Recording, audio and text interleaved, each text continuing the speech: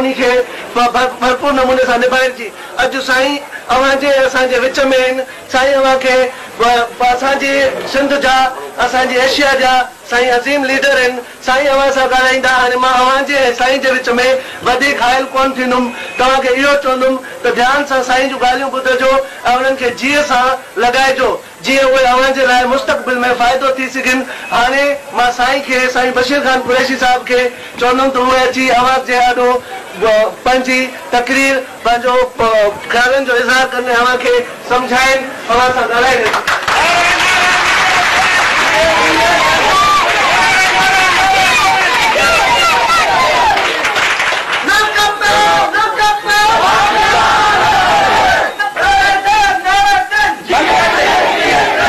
मुंहिंजी सिंध जा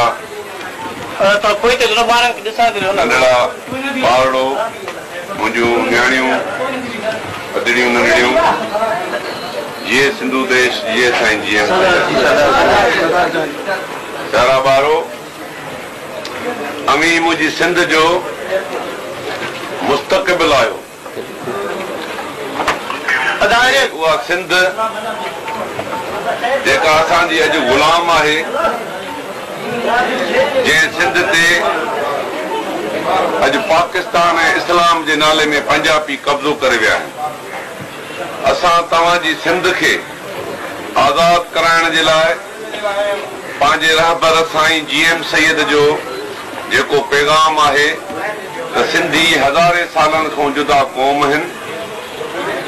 सिंध हज़ारे सालनि खां हिकु जुदा वतन आहे। आज़ादी असांजो बुनियादी ऐं पैदाइशी हक़ आहे।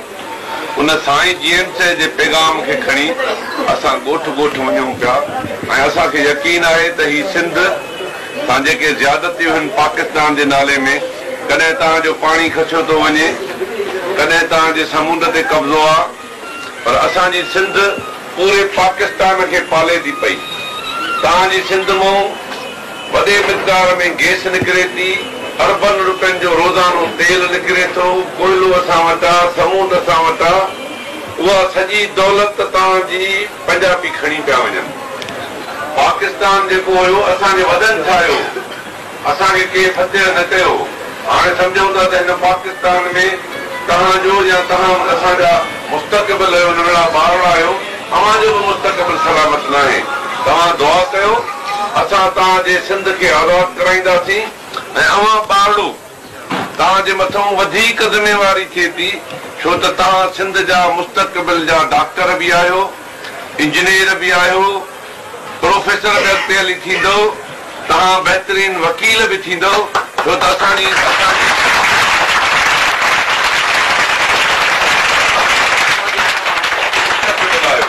उन करे मुंहिंजा नंढड़ा भाइरो, मुंहिंजा पुटनि जहिड़ा, मुंहिंजी धीरुनि जहिड़ियूं मुंहिंजूं भेनरूं, तव्हांखे सख़्त खां सख़्त महिनत करणी पवंदी।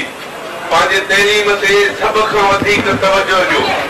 हीअ सिंध एॾा ज़हीन डॉक्टर, इंजीनियर, स्कॉलर, प्रोफेसर पैदा करे जेके सिंध जे सुभाणे सिंध जेकॾहिं मुंहिंजी आज़ाद थी वञे त तव्हां इन क़ाबिल हुजो जो सिंध